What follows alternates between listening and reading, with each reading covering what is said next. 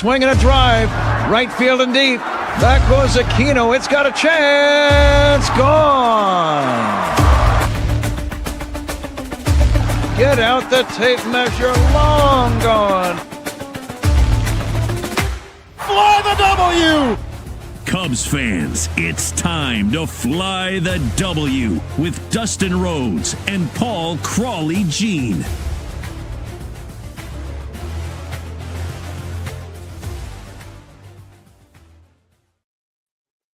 All right, this is episode 61 of season number 4 of the Fly the W podcast, part of the Blue Wire Network. And Crawley, we are going to do a little Cubs 2025 Autopsy Part 1. Don't forget to listen. Don't forget to download, subscribe. Most importantly, review the podcast. Follow on all the socials. I'm at Mully and Haw on X. You can follow me at Crawley's Cubs on X, Blue Sky, and TikTok. The Crawley's Clubhouse on Facebook, Instagram, YouTube, and Threads. And you can email us at crawleysclubhouse@gmail.com. All right. So, Crawley, since we last got together, Jed Hoyer held a press conference. I believe that was on Wednesday. Kind of midday, went about 50 some odd minutes with the media and covered quite a bunch of questions. Yeah, there was a lot to kind of go through. So we kind of divvied this up. So it wasn't all in one show because there's a lot to kind of go through here. Obviously, you know, the first thing they're going to ask about is his reflection on the Cubs season as far as the 2025 season. And, you know, I don't think it's anything we didn't no, but he talked about if the season was a success or a failure. I think my emotion today has been disappointment. I think that you spend time thinking about plays and pitches and at bats, and I think that whenever you get into the playoffs and you start moving forward and you have elimination games, I think that's the kind of the natural emotion, is to think about the last thing that happened, and obviously that was disappointing, and so we didn't reach all of our goals. I think when I think back on 2025 as I get away from it, I think my biggest emotion will be like pride. Honestly, I think I'm really proud of this team. I think that, you know, kind of from day one, they were really consistent. I think the effort of the players was amazingly consistent. The way they treated each other was really consistent. I thought our coaching staff was remarkable all year, not just in preparing our guys, but also just finding edges all the time, like constantly being hungry to find edges to beat our opponents. I thought this group connected incredibly well with the fan base from day one, not just in the postseason, which was amazing to be here, but also all season. I think the crowds were great in this because this group and the fan base really connected. And I'm proud of the organization. I think we have a real foundation to keep building from. So, you know, obviously I'm disappointed now. I think it'd be impossible to, you know, play that elimination game and you know how close the margins are. It'd be impossible to not have disappointment from kind of falling short of the ultimate goal. But I am really proud of this group and proud of our season. So, Dustin, let me ask you the same question. Do you dub this Cubs season a success or a failure? Well, that is a really loaded question, Crawley. It depends on. Boy, I got to tell you, I said this on the air, but obviously I want to say it to this group as well. After listening to Jed in totality, that's a word that he'll use quite a bit as we go through this totality, he made me feel almost like a spoiled Cub fan. Like, I felt like after listening that I, as a Cub fan, should be happy with a 90-plus win team. I should be happy that the Cubs played 5 playoff games at home. I should be happy that there is a core and a young nucleus. I should be happy that they may have even performed above expectations based on, if you go back and look at who was supposed to be the closer, who was supposed to be the ace and number 2 of this staff, and who ended up being the closer, who ended up being the ace of the staff. So, I mean, was it sure, it was a success. They won over 90 games. That's a success. And I don't want to be a spoiled Cub fan. I just wanted a little bit more. You know, that's the problem. I just wanted a little bit more. Yeah, I mean, that makes sense. And I can just tell you that drive home from that last division series game against the Brewers, just I wasn't ready for the season to end. Right. And you heard that from a lot of the players too, that it just kind of slammed on the brakes quite abruptly. Yeah, and that's tough. And I think, compared to the first half, the second half probably wasn't as fun. I can just tell you, as far as the playoff series, that was electric. But again, 92, to get up to increase your 9 wins more than the previous season, you're always going to usually take that. That's right? Pretty good. That's pretty good. Right. You make it into the playoffs, and that's the thing. And nobody likes to hear it, but there's a lot of randomness. There's teams that get hot, teams that don't. The Dodgers didn't look like this all year, like they look right now, right? Like it just, you have to get healthy at the right time. You got to click the right time.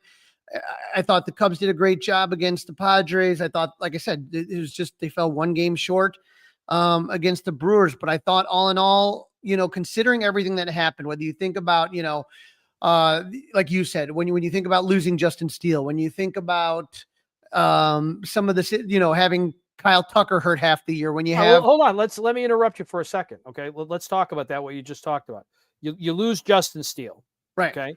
Shota Imanaga was supposed to be number 2, ended up having a really crappy second half, basically. A crappy last 10 starts, we'll say. And obviously crappy playoff run. Do you remember? I mean, I know you're going to remember, but do you remember who was supposed to be the closer of this team? Yeah, Ryan Presley. Yeah.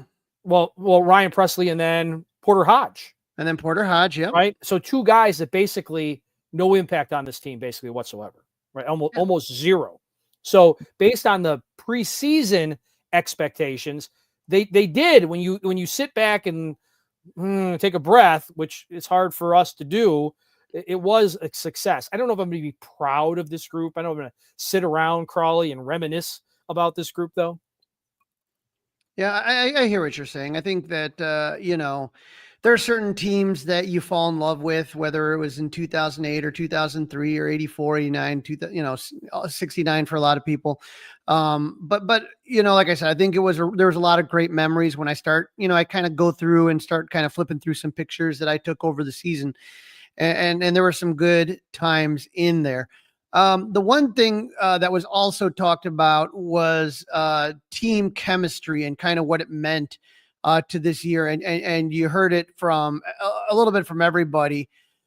Here is what Jed had to say about the team chemistry. It was remarkable, like how many guys talked about that. I think this group really came together exceptionally well. Whether part of that is starting the season with a week-long trip with everyone's families to Tokyo, and it kind of started that process earlier or not. I think that regardless of how it happened, this was a very close group. I think they really enjoyed each other's company, and I think it was just a lot of guys that are really good teammates. I think the way I would answer that is if we brought back the exact same group of players next year, it wouldn't be the same. It can't be the same. And I think that's one of the things that the players were talking about in sadness when it ended on Saturday, which is you don't want it to end because you know that this feeling is going to be gone. And now starting whenever we get to spring training, it's about building that up again. And so that's just something I've learned in my career over and over. I'm really glad that this year was a special chemistry, but you can't bottle that up and bring it into next year. You have to go, start that from day one and build that up again, because people are in different, places in their career in terms of, contracts, or different places in their lives. Things happen differently. And so, I think it's actually one of the fun parts of the job in a way is I think you want to replicate the feeling, but it's not going to be done with the same people or same emotions. And I think that's what we have to focus on is, how do we build that? I do think you have a better chance to build that if you have consistency in your coaching staff and some consistency in that room. I don't think you can, if you, theoretically you're not going to turn over that many people and have the same feeling. So we'll start working on it the first day of spring training. But I was really, like I said, I was really proud of the way that group came together. They really cared about each other. They really worked hard together. And it was a really special group.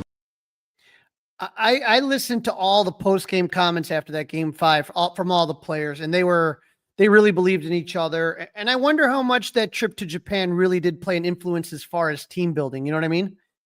Not saying you could do that every year, but I think that did play a big part in it. And the chemistry between those guys truly was there. They believed in each other. They cared about each other. But like Jed says, even if you brought back the exact same group, every single guy, you still wouldn't get it right. You know what I mean? Right. I mean, these are definitely one year at a time type of things.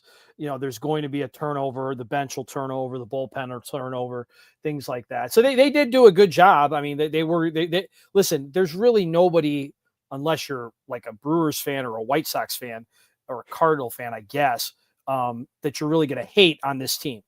They were a bunch of likable guys overall.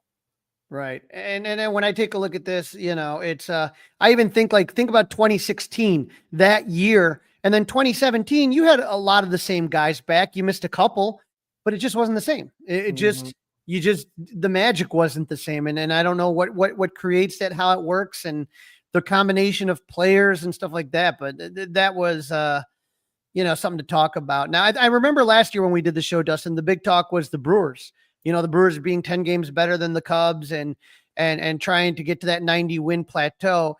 And he was asked about this Brewer organization. And here's Jed on the Brewers. I think that has to be the goal. I think we talked about that. We sat here a year ago and talked about, building 90 win teams. And, we did that. And I think expecting the Brewers, to go away, I think is, they're a really good organization. They're on a really good run. And I think we have to expect that they're going to be, here. And I think that's good for us. I think it's good to, we need to, constantly raise our level and get to that point where we can do that year in, year out. I think if we consistently win, 92 games and sort of get in the postseason, I think that's when good things happen. So, we have a really good foundation to build from, and we just need to continue to focus on making good decisions and building from that foundation. Dustin, the Cubs had 92 wins. The Brewers had 97. So you cut that amount that they beat you by, that 10 games, by 5, right? But Dustin, the Brewers have been going through like a golden age of their organization. Since 2017, the Brewers have won. That's 8 years, right? The Brewers have won the NL Central 5 times and finished second in the division 3 times. They've made the postseason 7 times. I mean, right now they are the gold standard. And even though the Cubs are spending a lot more money than the Brewers, and a lot more money, right? Yeah.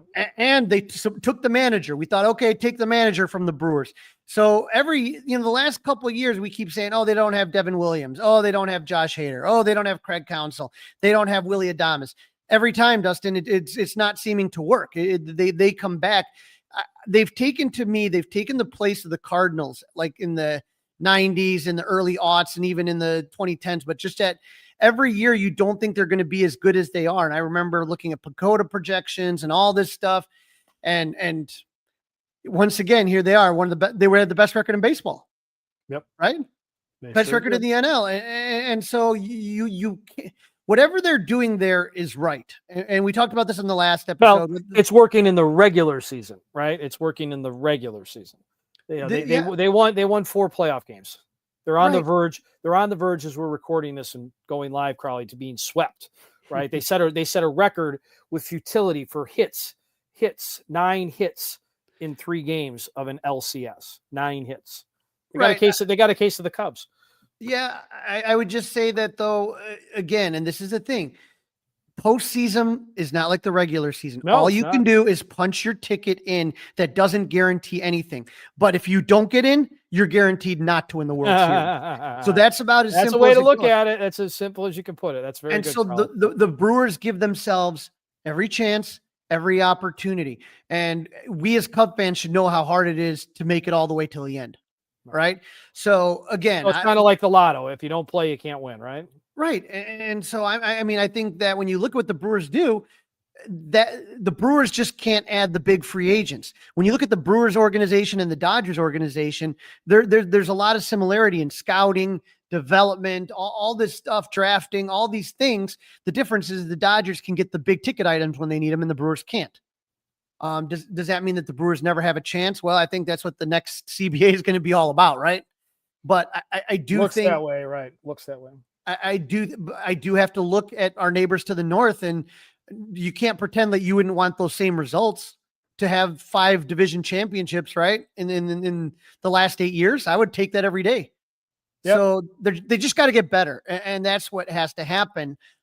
We mentioned Craig Counsell, and Jed talked about Craig Counsell. I thought the comments were pretty interesting. Craig had a terrific year. I think that, in particular, like one thing I would focus on, I just thought his use of the bullpen was excellent. He did a really good job not pushing those guys too hard. And that's a difficult thing to do. We play a lot of close games. We're in a lot of games. Whenever I would look during the course of the year, we would have no one in the top 20 in appearances in baseball. So he didn't push those guys too hard. And I think that takes real experience to know the length of the season. You're not you're trying to win every game, but you're not trying to win every game at all costs. And I think that's a really difficult thing to do. You have to be willing to trust all 8 guys down there. I thought he did just A+ job of that. And I know the bullpen guys all expressed that too, like in the exit meetings. Just they knew he was taking care of them. He knew he was getting them the right matchups, and I thought he did an A+ job with that. Our hope is that we retain our coaching staff. I thought they were terrific. I think, as I said before, I thought they were really well prepared, and we have a really diligent player group. So I think the combination of those two things was really good. But just every day, knowing that they're trying to find the little edges that may win a game, whether that's a base running thing, whether that's a tip on a pitcher, any of those things that you're looking for. I thought those guys never, the whole year, they never slowed down in doing that. And I know Craig was thrilled with the coaching staff this year, and we all were. And I think it was a really good year in that regard. Some pretty high praise for manager Craig, huh? Boy, I mean, everybody's back. Loves Craig, loves everything he did. I mean, then again, what did you expect him to say, right? I mean, it would have been breaking news. I was a little bit surprised, everybody's back, everybody's invited back. Nope, nothing to see here. A little surprised by that. I mean, I'm not calling for anybody's job, but you always think there's going to be a little bit of, we're going to sit back, we're going to talk about it. I thought it was just really interesting that he was all in, no questions asked, everybody's back. I think the coaching staff, you saw a lot of improvement from last year. And when he brought up the bullpen specifically, I'm not saying that I don't know if this was his intent or not his intent. A lot of people felt that in 2023, remember the Cubs missed out by one game to make in the postseason? Mm-hmm. But that David Ross, their former skipper, rode their top 3 guys too hard. And that by the time you got to September, they were out of gas. The bullpen was out of gas. You remember Alzolay got injured. Leiter was pretty much done. All these guys just kind of got gassed in 2023. And the point that he brings up is that Counsell did not overuse anybody. The Cubs, and I'm taking a look right here, they played 66 1- or 2-run games.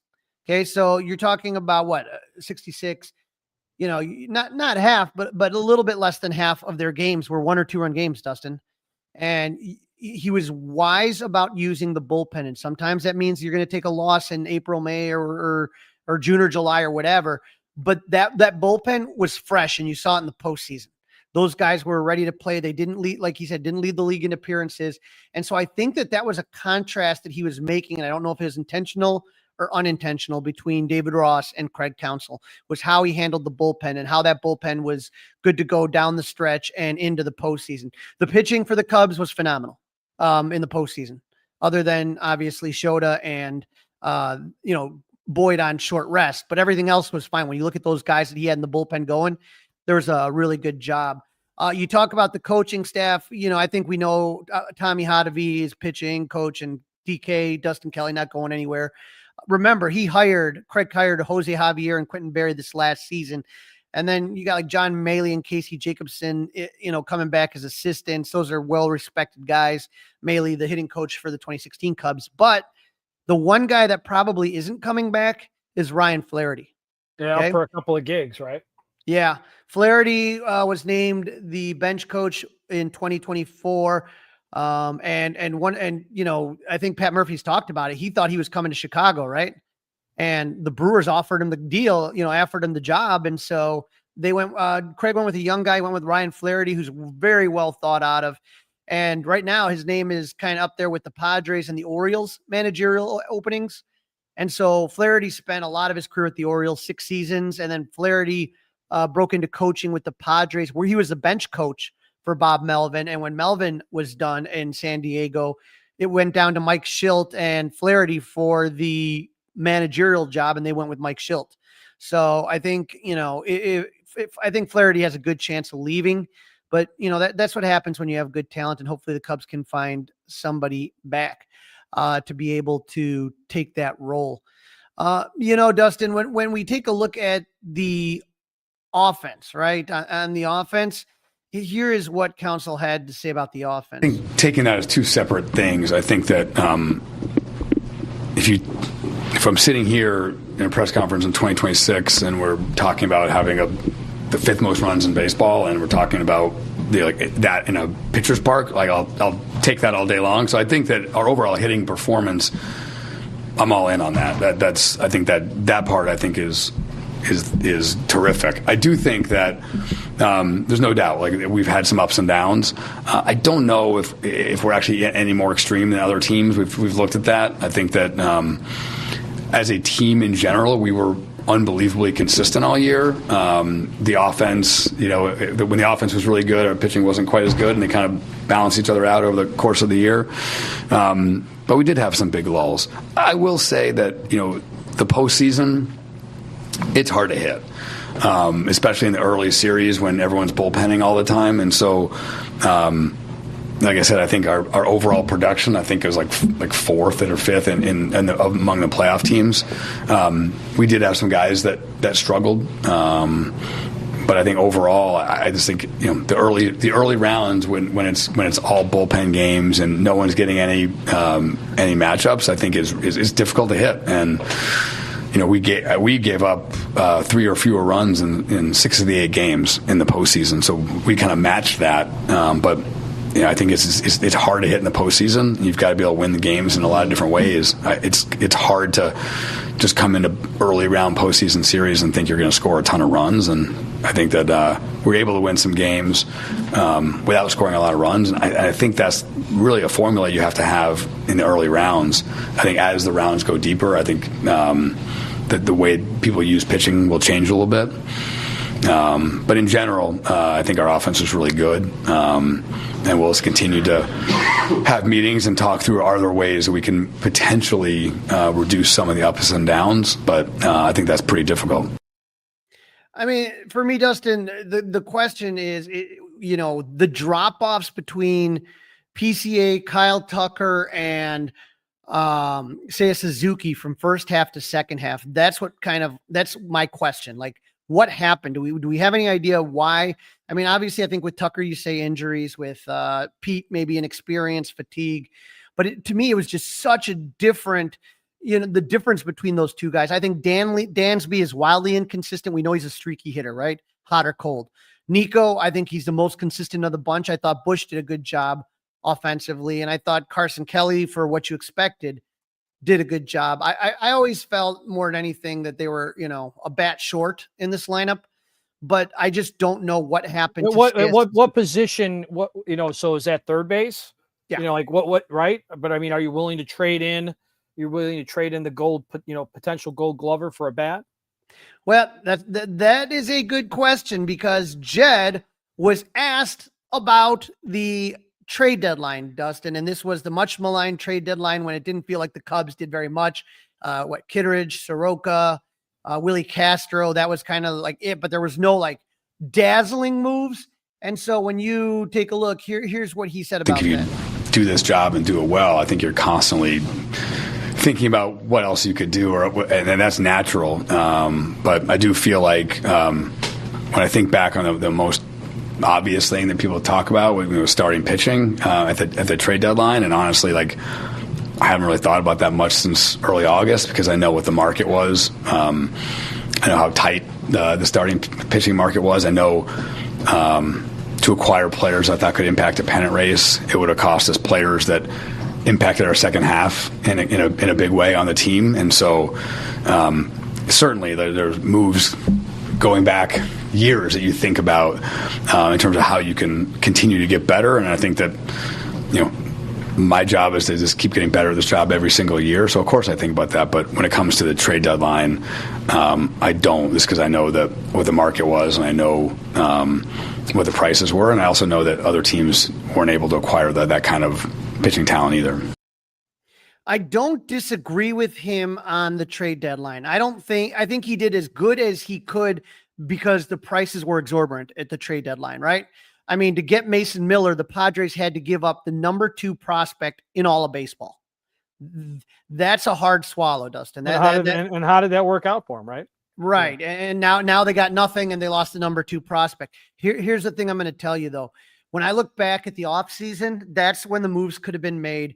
And when I look back at the big mistakes, to me, having Jesus Luzardo and having that deal in place, and I believe it was for Ova and Casey, I think if you would have had Jesus Luzardo, the Cubs win the division, and I think they're still playing October baseball right now. I think that if the Cubs would have gotten Alex Bregman, we all knew it was going to be a 1-year pillow deal, right? He was going to opt out. He's already opted out of his Boston contract. If you would have just done a little bit better than Boston's offer, if you could have sold it a little bit better, and look at Bregman's numbers and the influence, right? Like when you talk about, Justin Turner, well, he did all this all behind the scenes. Well, I think Bregman could have done that for you, and he could have done everything Turner did as far as being the good role model for the young players and talk to the guys about their hitting, but he could have given you major production. Okay. Matt Shaw could have had a full season in AAA Iowa, right? And then Bregman would have opted out. My whole argument is you had 1 year, you knew, with Kyle Tucker, 1 year guaranteed. That was it. You take Bregman and go all in and push your chips. And he's not going to stick around. He wasn't going to stick around. And so you would have sat there and you would have had I think you would have had a much more dynamic lineup. You wouldn't have had Carson Kelly batting 4th or 5th. Do you get what I'm saying? Right. And I mean, Carson Kelly was supposed to catch 50 games this year? Right. That was your mistake right there. So I don't fault Jed on the trade deadline, but offseason, not having Luzardo, not having Alex Bregman, those were 2 things that wouldn't have destroyed you. Those are 2 things that would have absolutely, to me, made a world of difference. And I think the Cubs would be giving the Dodgers a run for their money if they made those 2 deals, right? And you would have had Kate Horton in the NLCS, hopefully. But, it is what it is. And when we talk next time, Dustin, we'll continue to kind of take a look at what Jed had to say specifically about some of the players on the team. Absolutely. That's exactly what we're going to do. You're listening to the Fly the W podcast. It's episode 61 of season number 4, Crowley. And don't forget to download, subscribe, reviews, and listen to the podcast. 5-star review. We'll take it. Email us, Crowley's Clubhouse, gmail.com. Don't forget you can watch us on Crowley's Clubhouse YouTube page. In this segment, Crowley talks to Josh Friedman from WGN Sports about what it's like covering the Cubs clubhouse from the playoff clinching win in Pittsburgh, the wild card series against those Padres, and the final battle between the Cubs and the Brewers in the division series. Give it a listen. This is episode 60 of season number 4. The 2025 season ends up in Milwaukee, and you're listening to the Fly the W podcast, part of the Blue Wire Network. You want to email us, Crawley's Clubhouse, gmail.com. You can also watch us, Crawley's Clubhouse YouTube page. We can accept a 5-star review. We can ask you to listen. We can ask you to review, and we ask you to download the Fly the W podcast. Award season, Crowley, is getting underway, and couple of things. MLB Players' Choice nominees were announced, and we also had some Gold Glove announcements. Yeah, and so, the Players' Choice Award nominees were announced, and those are annual awards given by the MLBPA to recognize outstanding on and off the field achievements. You got a secret ballot of their peers. So this is what I like this one, Dustin, because you get to see what the players think, right? And so the categories include outstanding player, outstanding pitcher, outstanding rookie, comeback player of the year, plus 2 league-wide awards, player of the year and Marvin Miller man of the year. Prize money from the awards is donated to a charity of the winner's choice through the MLB Players Trust. So I think it's a really cool thing. And so when we take a look at the nominees, Dustin, the nominees are any surprise here when we're taking a look at the nominees for outstanding player? Do you see anything that kind of sticks out to you there? I mean, Shohei Ohtani is just a phenomenal talent that I just. Well, when I mean, think you of him- wonder. No, I mean, National League. I think that's pretty accurate on the National League side of things, So right? NL is Otani, Schwarber, Soto. AL, Junior Caminero, Aaron Judge, Cal Raleigh, Jose Ramirez, and Bobby Witt Jr. I wonder if there's some ties there. I would go Shohei Otani, Juan Soto, Kyle Schwarber. As much as I'd want Kyle Schwarber to win, if I'm being honest, that's how I'm going. Yeah, of that group, yeah. I mean, Juan Soto, it was good, but when you make the kind of money that he's making, everybody's gonna, scrutinize, right? Yeah, and I think when you talk about AL outstanding player, I think it's a two-man race. I think it's got to be Cal Raleigh or Aaron Judge.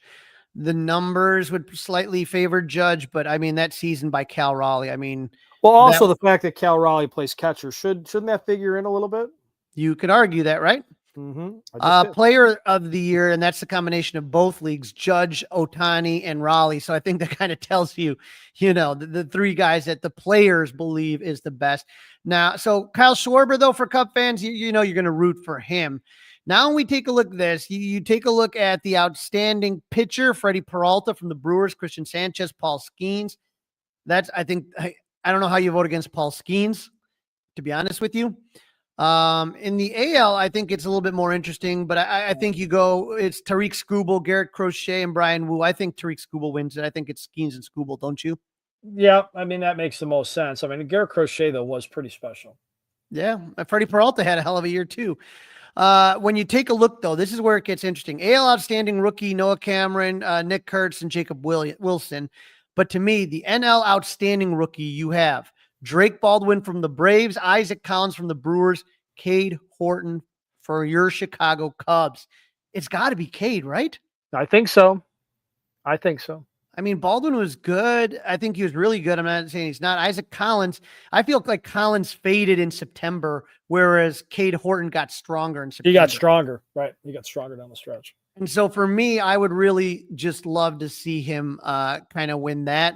When we talk about the comeback player of the year, Acuna, Kershaw, Brandon Woodruff, Christian Yelich, all good choices. But for me, I think that I think Brandon Woodruff to me would be the winner. I don't know. That's how I would lean. Would you choose differently or no? I might go Acuna.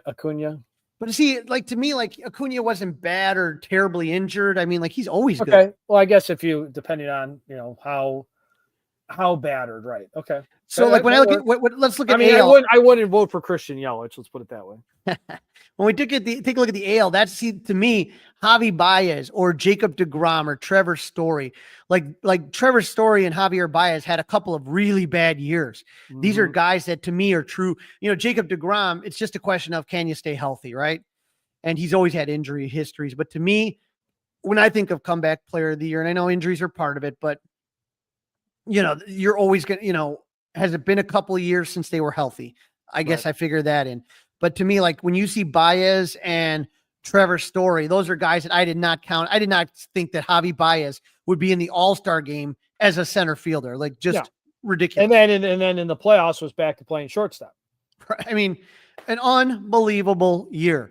Now, Dustin, we played a lot of clips from Jed Hoyer earlier, but there's one more that I kind of saved when we start talking about Gold Gloves. Talked at the beginning about what I'll think back on 2025. I think like one of the main things I will think back on is our defense. I do think it's sort of the backbone of what we do, and sometimes it doesn't get enough attention. We focus on the pitching or focus on hitting, and it's like we have exceptional fielders in a lot of different places, and that certainly helps. But all that said, when the ball's not in play, it's better than when it's in play, by definition. So, I think you're always looking for stuff and strikeouts. We'll continue to push that. But I also will say, like, it's nice to know that we can, I think, the combination of our pitching infrastructure and the combination of our defense, I think we can get the most out of a lot of pitchers because I do feel like we make plays. And I think that shows up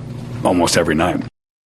And it showed up in the All-Star finalists. How about this, Dustin? 6 Cubs, 6 nominated for Gold Gloves. And there's a shocking omission that we're going to get to, but you're talking about Carson Kelly, PCA, Matthew Boyd, Nico Horner. I mean, you're just looking at all these guys, and it's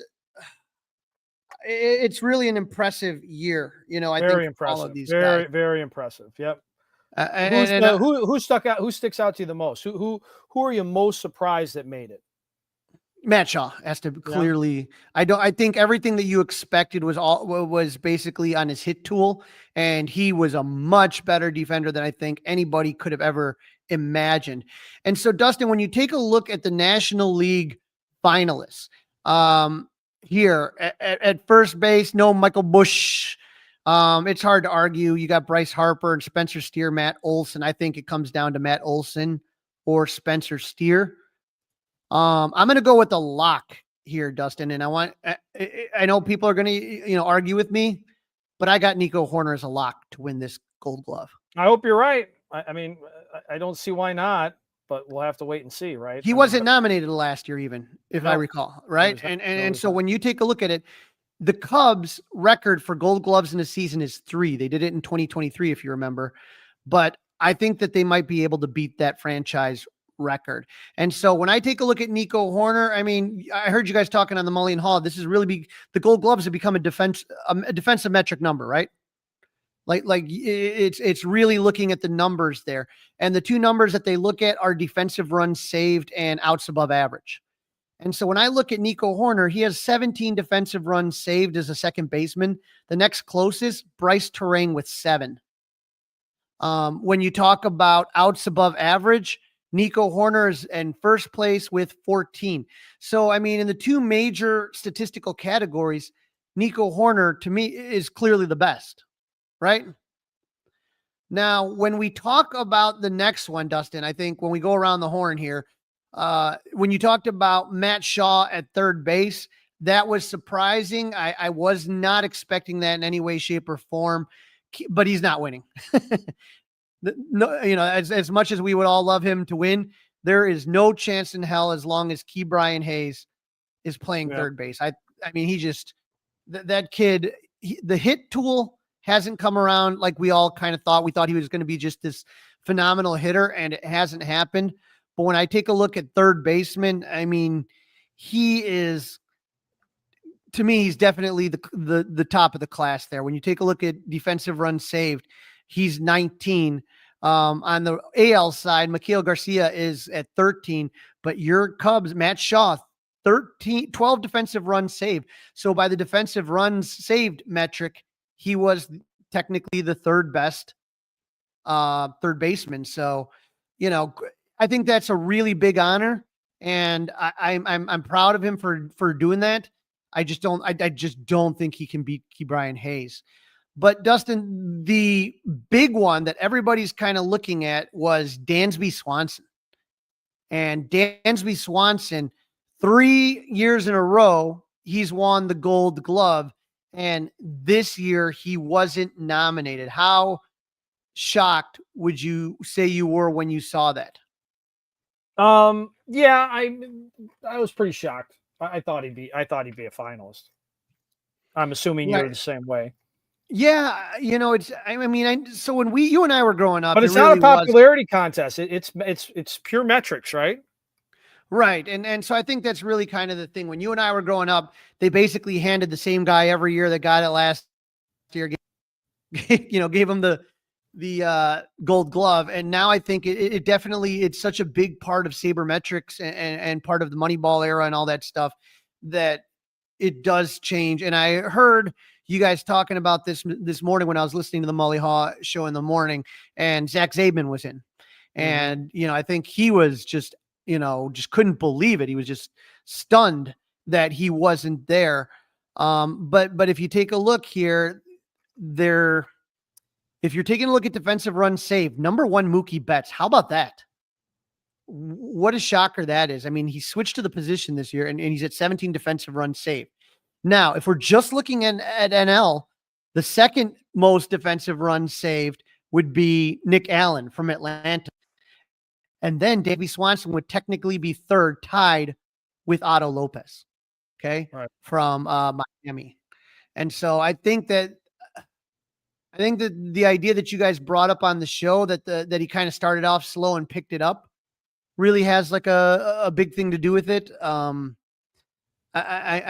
shocked, but when you talk about Mason Wynn, he's very good. But when I'm looking at the numbers, you can make an argument either way. But Mason Wynn, when I'm looking at outs above average, he had 2 compared to Dansby having 7. So I'm not saying either way. It's just one of those things that he didn't get it this year, and I don't know why. Nobody, I don't think can explain to it. Ian Happ, I think he gets it for the 3rd year. I don't think that there's any questions that Ian Happ is the best left fielder. So that'd be 4 in a row, right?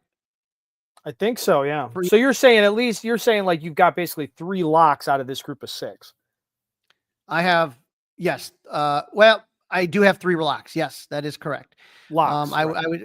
I would say for me, you have PCA, you have Happ, and you have Horner.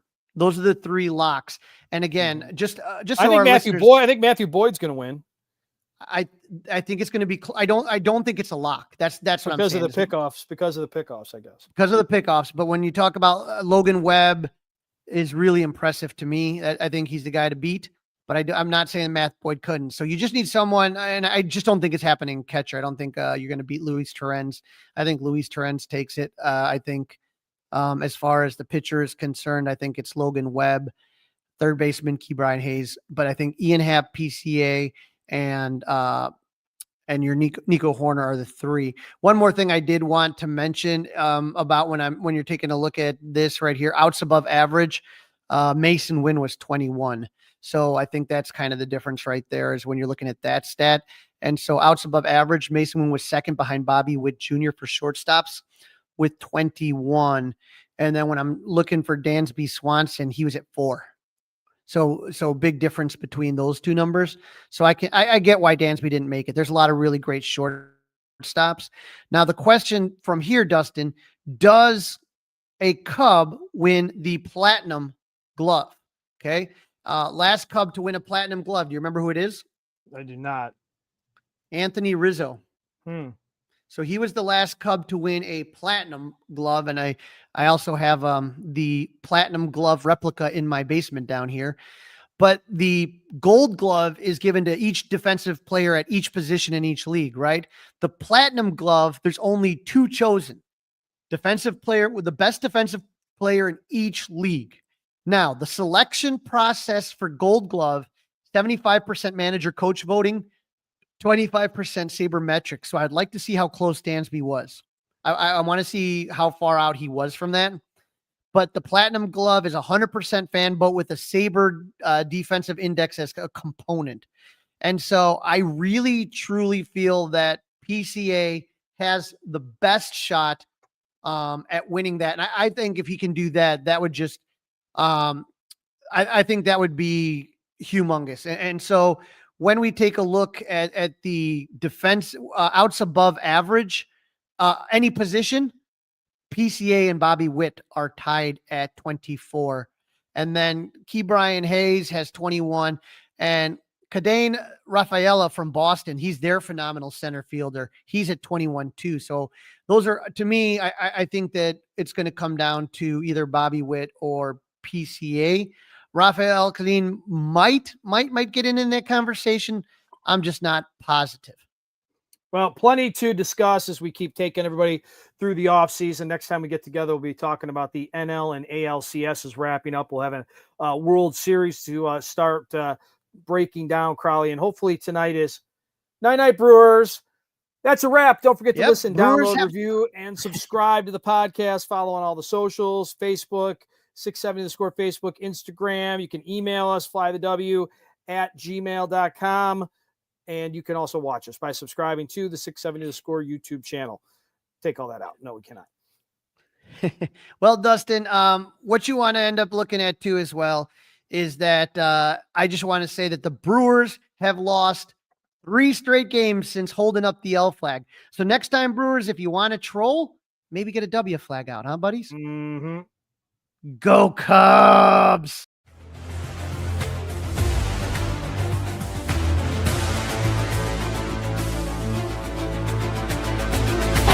all over.